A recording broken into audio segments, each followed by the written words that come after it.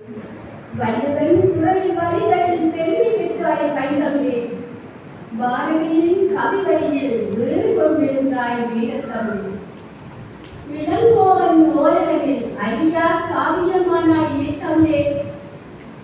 உலகர் நாவினில் தேரால் சுமந்த இயத்தமிழ். மலர் இதழின் மின்றி பெற்ற மின்னம்பே.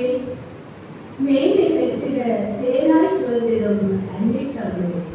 முதல்வர் தலைமை வணக்கம். அதிகார கலைஞர் மொழி வீச்சு அமலம் போதுமன் பேச்சு. தமிழில் இலக்கண இலக்கிய உரையில் கல்விகளில்லா தனி